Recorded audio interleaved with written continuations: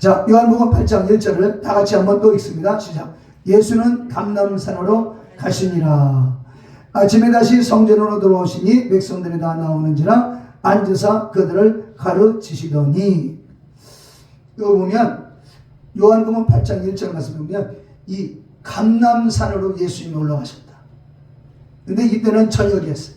그리고 아침이 바로 나와. 아침이, 그러니까 감람산에 가셔서 철야하시고 철야기도 하시고 다시 성전에 아침에 내려오시니까 백성들이 다 나와서 그들에게 가르치셨다.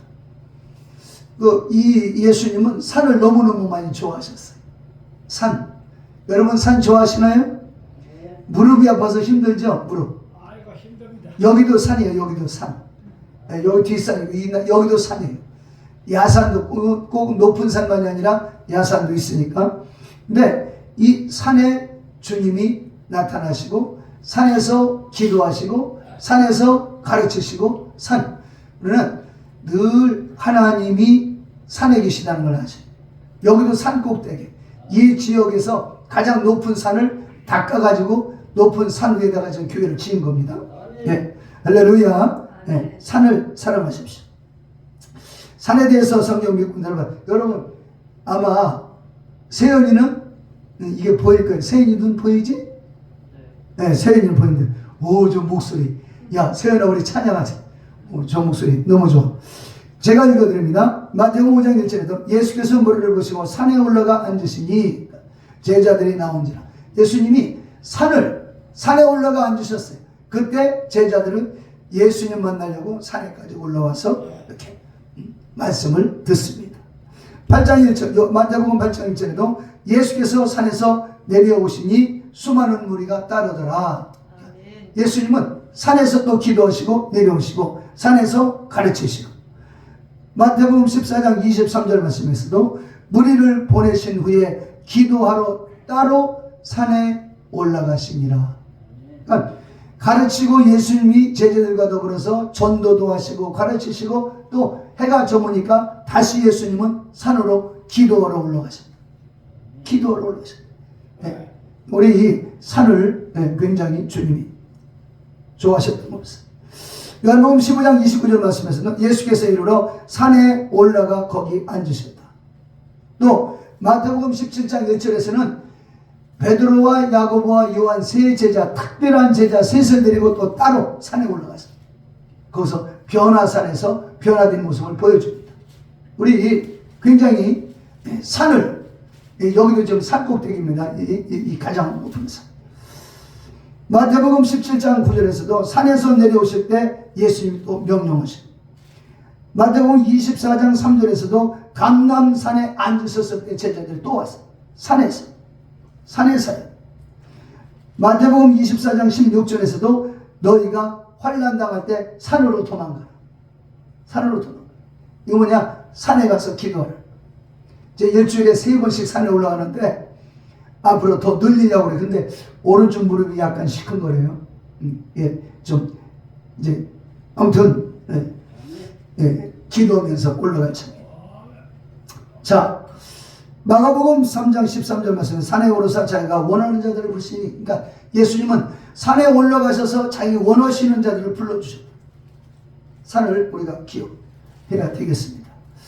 3절 말씀 다 같이 봅니다. 서기관들과 바리새인들이 음행 중에 잡힌 여자를 끌고 와서 가운데 세우고 예수께서 말하되 선생이여 이 여자가 간음하다가 현장에서 잡혔습니다. 한 여자를 간음 중에 잡힌 여자를 끌고 왔다. 옷은 입었는지 안 입었는지 모르겠어요. 처참한 얼굴로 끌고 왔으니 얼마나 온몸이 상처 투성이겠죠. 간음하는 현장에서 잡아 끌고 왔어요. 누가? 서기관과 바리새인들. 이 사람들은 율법적으로 흠이 없는 사람들이에요. 아주 정직하게 사는 사람들이에요. 아주 깨끗하게 사는 사람들. 남에게 피해를 주지 않으려고 하는 사람들. 표면적으로 누구에게 고통 주지 않는 사람들. 그냥 자기들이 하나님 말씀대로 산다. 그러나 여기 우월감을 가지고 있습니다. 이들은 율법을 그대로 지키는 사람들. 그러니까 율법 위에 따른 건 몰라요. 법을 잘 준수하는 사람들이에요. 그러니까 가는 중에 잡힌 여자를 끌고 와서 예수님 앞에 놓고 돌로 어떻게 죽여, 모세는 죽이라고 했는데 어떻게 하면 좋겠습니까? 예수를 지금 시험하고 있는 중이에요. 이 서기관과 바리새인들이 요한복음 8장에서 지금 예수님을 지금 이제 비꼬고 예수님의 약점을 좀 잡으려고 하는 거예요. 이 여자를 죽이고자 하는 목적이 아니라 예수님을 좀 시험해서 예수님의 코를 납작하게 만들고자 하는 말씀은 요한복음 5장으로 내려가면 요한복음 5장 1절부터 보면 그 베데스다 연못가에 38년 된 중풍병자가 누워 있습니다. 베데스다 연못물이 부글부글 끓어올릴 때 가장 먼저 그 연못에 뛰어들어가는 사람을 고침을 받습니다. 그런 전설이 있고 실제 그런 일이 있었다는 거예요. 그런데 그 중에 38년 된 중풍병 환자는 자기가 기어가는 동안에 벌써 딴 사람이 들어가 버리니까 38년 되도록 한 번도 그 물에 들어가 보지도 못하고 병들어 꼼짝 못하고 있는데 그때 주님이 낫고자 하느냐? 예. 그러면 네 자리를 들고 일어나 가라. 네. 자리를 들고 일어나 가라고 했을 때 이 38년 된 병자가 자리를 들고 갑니다. 고침을 받습니다. 할렐루야. 오늘 주님의 은혜로 예수 이름으로 고침 받으시기를 축원합니다. 네. 이렇게 고쳐주시는 주님. 그런데 그날이 안식일 날이었어요. 안식일 날이었어요. 그러니까 율법을 철저하게 지키는데 안식일에는 아무 일도 하지 말아야 되는데 환자가 고침 받았다. 그때 이 서기관과 바리새인들 법대로만 사는 이 사람들이 예수님한테 가서 시비를 거는 거예요. 시비를. 아니 안식일 날 모세는 안식일 날 아무 일도 하지 말라는데 당신은 왜 병자를 고치느냐? 자기들은 고치도 못하면서 그냥 고치는 거야. 시비를 거는 거예요. 그때 예수님이 말씀하시고 너희 중에 너희 짐승이 밭을 가다가 논을 가다가 수렁에 빠졌다. 구덩이에 빠졌다. 그러면 너희들은 그 짐승을 구출하지 않냐? 안식일이라고 살려주냐? 너희들은 안식일날 소를 나오게 하고 짐승을 살리는데 하물며 하나님의 백성 하나님의 자녀가 질병에 빠져 있는데 안식일날이라고 건져주지 않겠느냐? 그래서 뭐냐면 하나님이 율법을 모세를 통해 주셨지만 예수님이 병든 자를 고쳐주시는 건 율법보다 더 강력한 하나님의 사랑의 힘이라는 거예요. 오늘 그러니까 우리가 율법적으로 부족하고 연약하고 허물이 있음에도 불구하고 예수 앞에 나와 회개하고 기도할 때 병을 고쳐주시는 하나님의 사랑을 깨달아야 돼요. 이걸 하나님의 이 깊은 사랑을 알아요. 그리고 또 주님 뭐라고 하세요? 내 아버지께서 일을 하시니 나도 일한다. 그래서 하나님을 아버지라고까지 해버리니까 예수님 수준을 하나님으로 높였다. 그래서 서기관과 바리새인들이 더더욱이 예수님에게서 허물을 끌어내가지고 예수를 죽이려고 하는 그런 이 사건. 그 사건의 현장이죠. 네. 그때 예수님에게 말하되 4절 선생이여 이 여자가 간음하는 현장에 잡혔습니다. 근데 율법의 맹점이 이거예요. 아니 간음은 여자 혼자 합니까? 뭔가 상대가 있으니까 간음할 거 아니에요. 근데 왜 남녀가 간음을 했겠지? 그러면 남자는 어디 가고 여자만 끌고 와. 율법은 약자들에게만 적용돼요. 약자들에게. 이런 맹점이 있어. 돈 있고 빽 있는 사람은 그 시절에도 비켜나가요. 오늘날 큰 죄를 짓는 사람들도 보면 막 우리는 빵 하나만 훔쳐먹어도 감옥에 가서 6개월 살기도 범죄자가 되는 아주 큰 도둑 무슨 조휘팔인가 뭔가 하는 사람은 막 수십조를 막 수많은 가정들을 수많은 대학생들 그저 직장 생활하는 사람들 직장 다니지 못하게 해가지고 거기서 돈 많이 벌게 해준다 해가지고 많은 돈을 떼어먹었어도 어디로 도망갔다 해가지고 그냥 없어져. 어쨌든 힘 있는 사람들에게는 법도 적용이 잘 안 되는 것 같아요. 옛날에도 그랬고 지금도 그렇습니다.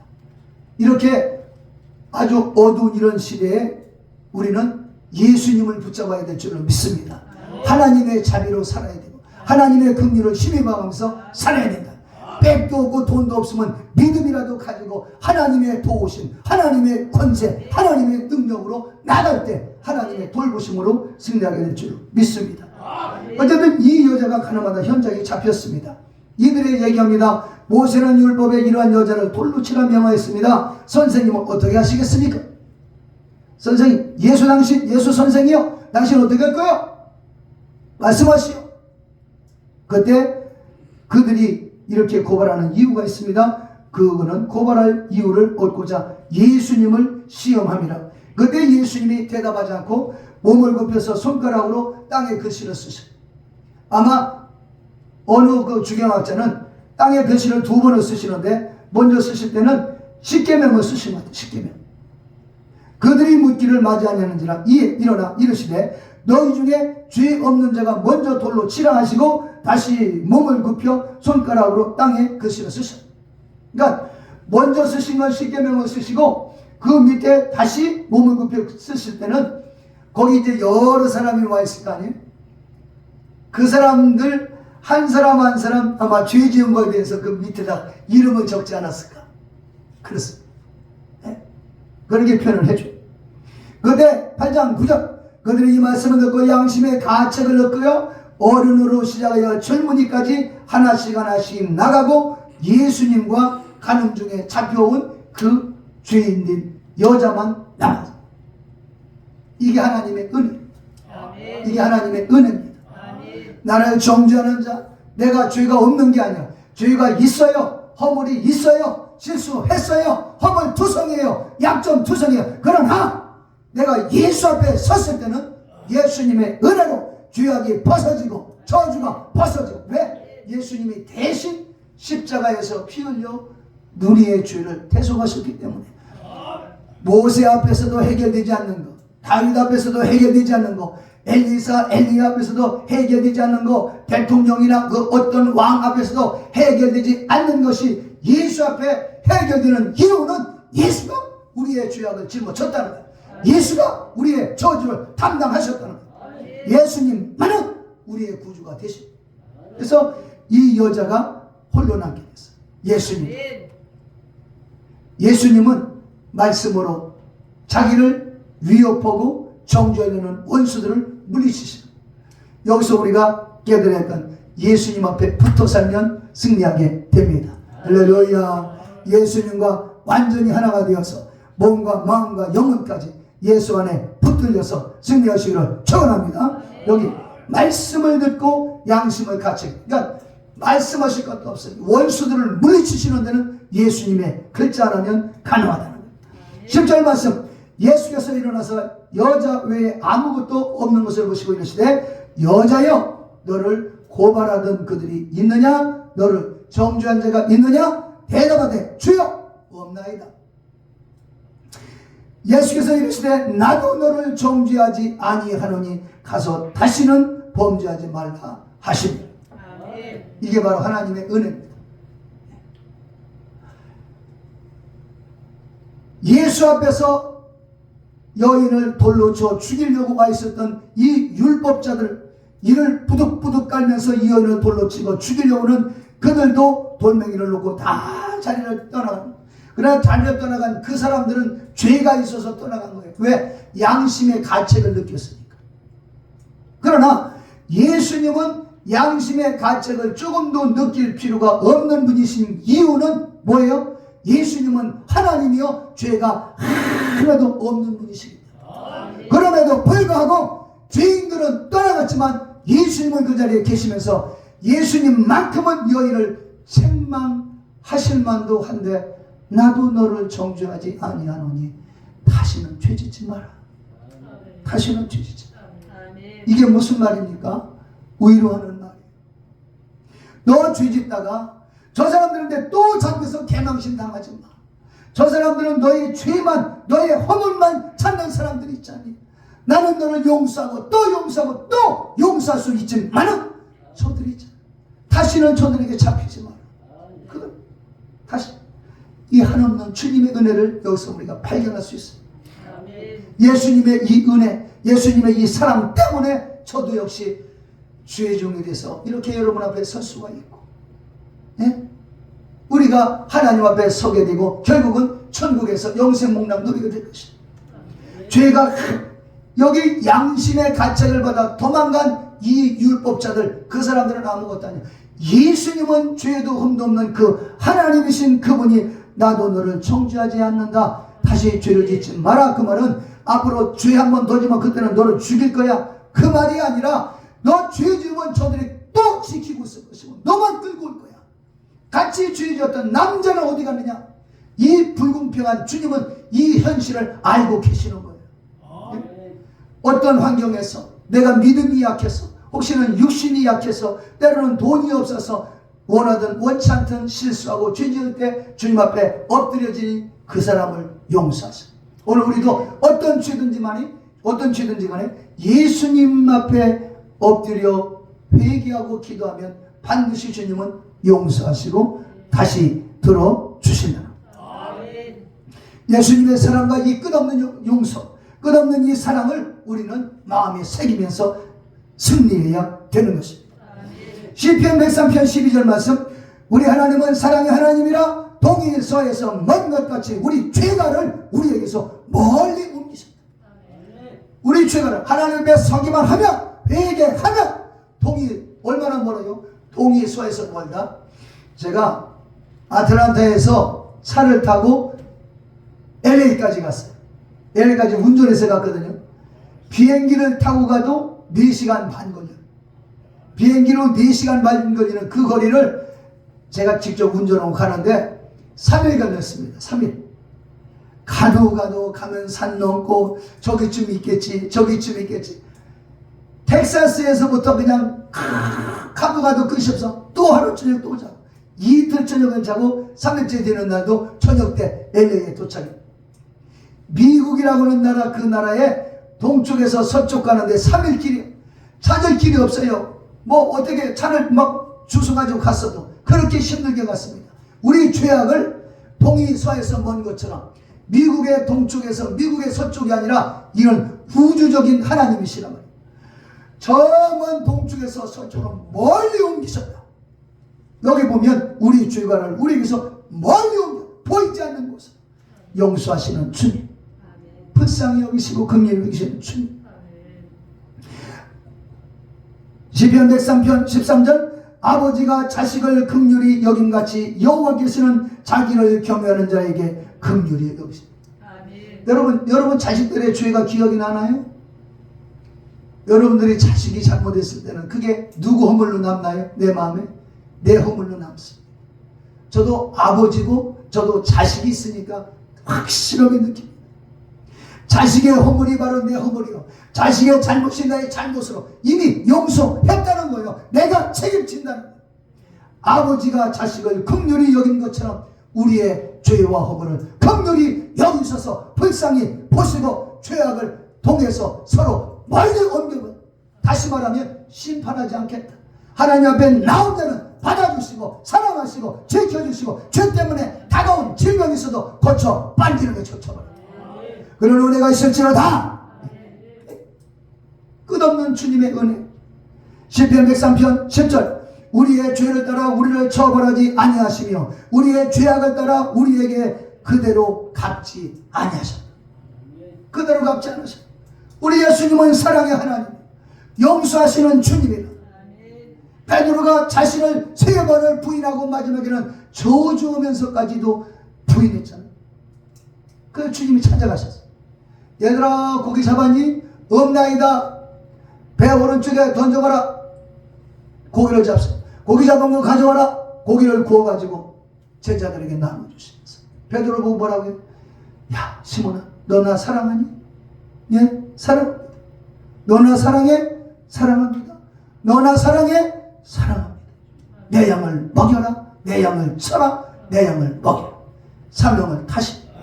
너 왜 나를 부인했니? 어쨌든 이런 쪼잔하신 주님이 아니시. 주님 앞에 섰을 때는 너 정말 나 사랑하느냐? 실수하고 연약한 거, 부족한 거 이미 알고 계시는 거예요. 그 주님 앞에서 죄책감을 가지고 하나님 앞에 나가지 못하는 건 마귀가 두려움을 주는 거예요. 우리 예수님은 받아주시고 또 받아주시고. 마태복음 11장 28절 말씀에 수고하고 무거운 짐진 자들아 다 내게로 오라. 내가 너희를 쉬게 하리라. 마음의 짐, 육신의 짐, 생활의 짐까지 감당해 주시는 주님. 오늘도 그 주님은 성령으로 우리에게 와 계시는 것입니다. 요나가 외치는 걸 들어보겠어요. 요나서 4장 2절 여호와께 기도하여 이르되 여호와여 주께서는 은혜로우시며 자비로우시며 노하기를 더디하시며 이내가 크시사 뜻을 돌이켜 재앙을 내리지 아니하시는 하나님이신 줄 내가 알았습니다. 하나님 앞에 나오는 사람은 재앙을 내리지 않아요. 불쌍히 여기십니다. 그래서 요나가 니느웨에 가서 외칠 때 사흘길이라 사흘길. 그래서 그들의 죄가 너무 관영해서 하나님이 40일 지나고 난 다음에 그들을 처단할 것이다.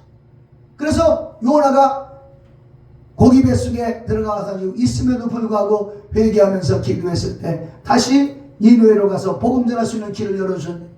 근데 요나가 한나절 길만 갔어요. 그러니까 한나절 길이 갔으니까 뭐 3분의 1도 못 간 거예요. 한나절 길 가면서 당신들 회개하지 않으면 하나님의 불의 심판을 받게 될 것이요 소돔성처럼 될 것이요. 그러니까 왕부터 짐승들까지 막 금식하면서 베옷을 입고 회개하네. 그러니까 하나님의 심판과 하나님의 저주가 싹 물러가 버린. 그 니느웨성은 어디요? 하나님의 백성들을 괴롭혔던 사람들이에요. 하나님을 반대하는 사람들이에요. 그럼에도 불구하고 죽게 됐을 때 회개하고 돌이키니까 하나님이 용서해 주죠. 근데 요나하고 씨름합니다. 요나가 아이고 왜 저들을 살려줍니까? 우리 민족을 괴롭히는데.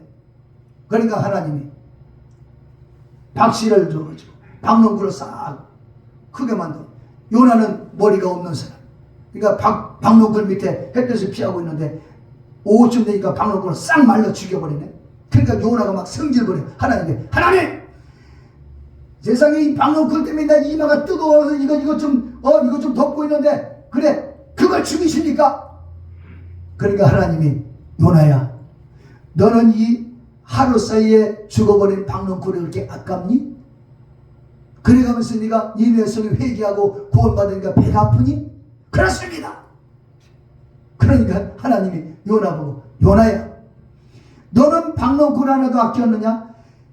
니느웨 성에는 앞뒤 좌우를 분간하지 못하는 어린아이가 12만 명이나 있다. 12만 명. 네? 하나님은 그 어린 생명들을 사랑하셔서 불쌍히 여기시 한없는 은혜, 끝없는 은혜. 박농굴보다 더 사랑하시는 우리 인간을 사랑하시고 우리 영혼을 사랑하시는 주님의 은혜. 할렐루야. 예수님의 사랑 앞에 여러분 자신을 걸러놓고 오늘도 주님 앞에 정말로 믿음으로 문제를 내놓고 기도하신다면 주님이 해결하시고 응답하시고 도와주시고 함께 하실 것입니다. 오늘도 여러분 예수 안에서 그 피를 의지하고 십자가 붙잡고 승리하시기를 축원합니다. 성령으로 충만하고 조그만 일 가지고 낙심하거나 차질하지 말고 십자가 보여주고 나가면 끝없는 하나님의 은혜, 한없는 그 은혜를 가지고 정말 간음 중에 잡힌 이 여인을 용서하시고 불쌍히 여기시고 다시 살려주시고 죄짓지 마. 또 잡혀올 거잖아. 너 또 잡히면 어떡해? 너 또 저 사람들한테 상처받을 거 아니야? 저 사람들은 너를 주시하고 있어. 그러니까 죄짓지 마. 그거지. 죄 한 번 더 짓고 끌려오면 내가 용서 안 한다. 그게 아니라 이 말이야. 또 끌려가도 주님은 용서하실 거야. 또 용서하실 거야. 그러나 사단마귀 귀신의 앞잡이 서기관과 바리새인들은 너의 삶을 주시할 거야. 죄 지으면 또 낭패를 당해. 그 죄짓지 마.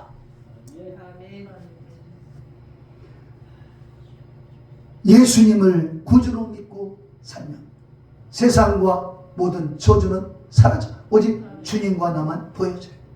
이게 믿음 생활. 그런 믿음 생활로 승리하실 수 있기를 축원합니다.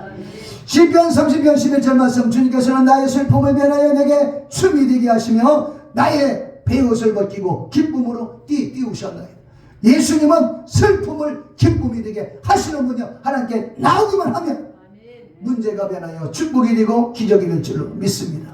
시편 30편 5절 말씀 그의 노여움은 잠깐이요 그의 은총은 평생이로다. 저녁에는 울음이 깃들일지라도 아침에는 기쁨이 오리로다. 아침에는 기쁨이 온다 이 말이야. 세상에서는 절망이지만 하나님 앞에 나오기만 하면 절망이 변하여 소망이 되고 노여움이 은총으로 바꿔진다. 그러므로 예수를 붙잡고 승리하실 수 있기를 축원합니다. 로마서 8장 32절 말씀 자기 아들을 아끼지 아니하시고 우리의 모든 사람을 위하여 내어주시니가 어찌 그 아들과 함께 모든 것을 우리에게 주지 않겠느냐. 하나님 아버지는 예수님을 피 흘려 죽게 하기까지 우리를 사랑하셨어. 하나님께 나와서 회개하고 기도하면 뭘 못 주겠느냐? 다 주신다. 하나님이 건강도 주시고 건강을 받으시기를 축원합니다. 기도하는 대로 받아 하나님 앞에 영광 찬송 돌려 드리시기를 예수 이름으로 축원합니다. 이사야서 53장 5절 말씀 그가 찔림은 우리 허물을 입기 때문이요 그가 상은 우리 죄악 때문이라. 그가 징계를 받음으로 우리가 평안을 누리고 그가 채찍에 맞음으로 우리가 나음을 입었다. 예수님이 우리를 대신해서 찔리시고 고난당하셨다. 그러니까 그 주님은 우리를 용서하실 수 있는 권한이 있고 그는 하나님이기 때문에 그는 전능하신 하나님이면서 우리의 죄와 저주와 질병을 짊어지셨기 때문에 예수 앞에 나오면 복을 주시고 은혜를 주시고 건강 주시는 건 당연합니다. 그 예수님 안에서 오늘도 가늠 중 잡힌 여인처럼 정말 힘든 일을 겪었어도 믿음 안에서 주님 붙잡고 승리하시기를 축원합니다. 마태복음 10장 30절 너희에게는 머리털까지 다 세십니다. 머리카락까지 다 세면서 우리를 지키시는 주님. 그러므로 두려워하지 말라. 너희는 참새보다 귀하니라. 참새 한 마리도 하나님의 허락해야 땅에 떨어진다. 너희가 죽고 사는 문제 하나님 손에 달렸으니 하나님은 죽이는 분이 아니다. 두려워하지 마라. 할렐루야. 감람산상에서 기도 후에 일어나 산기도를 중시에 있었던 주님. 가늠 중에 현장에서 잡힌 이 여인 바로 저와 여러분의 모습. 더 죄짓지 마. 그 말을 우리가 오해하시면 안 돼. 더 주여 한 번만 더 주면 넌 죽일 거야? 넌 지옥 가? 그런 의미보다는 그런 의미도 담겨져 있죠. 그걸 부인할 수 없습니다. 그러나 더 큰 것은 뭐냐? 네가 죄 지으면 저 율법주의자들에 의해서 다시 끌려오게 될 거야. 결국은 모세 율법대로 돌에 맞아 죽어. 돌에 맞아 죽으면 안 되지 않니? 정말 거룩한 삶을 살아라 부탁하시면 주님의 변함없는 사랑, 보이지 않는 사랑. 돌에 맡겨진 죽게 된 그 여자가 바로 나의 모습. 그런데 내가 지옥 갈 수밖에 없는 내 모습을 주님이 보시고 우리를 천국 백성 만들어 주시고 집사, 장로, 권사, 목사 만들어 주셔서 천국 복음을 전하게 해주시니 우리는 감사할 수밖에 없다는 거죠. 죄 없는 자가 먼저 돌려 쳐라. 우리는 다 죄가 있어요. 우리 교회 안에서도 누가 누구를 정죄합니까? 불쌍히 여기고 누구 허물이 보여지면 용서하고 축복하고. 예수님이 말씀하신 거죠. 너희 형제가 억지로 너보고 오리를 같이 가자 그러면 십리를 동행해라. 주님 말씀하셔. 나는 저 사람 보고 가기 싫은데 저 사람은 자꾸 오리를 가자고 그래. 예수님의 말씀은 십리를 동행해 줘라. 네가 아주 힘들다면 모르지만 동행해 줘라. 다시 말하면 불쌍히 여겨라. 형제의 허물을 지적하고 깽판 놓는 것보다는 불쌍히 여기고 기도해주고 나 자신을 주님 앞에 세우는 그런 성숙한 믿음이 우리에게 있어지기를 축원합니다. 마지막으로 나도 너를 정죄하지 아니하노. 예수님도 나를 정죄하지 않는데 누가 나를 정죄해? 누가 나를 정죄해? 죄도 흠도 점도 아무것도 없는 깨끗하신 그 하나님, 전능하신 하나님, 정결하신 하나님이신 예수께서 정죄하지 아니하노. 여러분, 누가 여러분 손가락질한다고 약해지지 마십시오. 예수님도 여러분을 정죄하지 않고 나도 너를 정죄하지 않는다. 너는 하나님의 자녀야. 하나님의 자녀야. 우리 그 말씀을 부여잡고 담대하게 더 이상 죄 가운데 들어가지 말고 하나하나 세상 일을 정돈하고 정리하면서 하나님 안에서 거룩한 삶을 살고 끝없는 은혜, 한없는 은혜, 거둬주시는 은혜, 무조건 용서하시는 것 주님의 은혜 가운데 승리하시기를 여러분으로 축원합니다. 거룩하신 아버지, 우리 사랑하는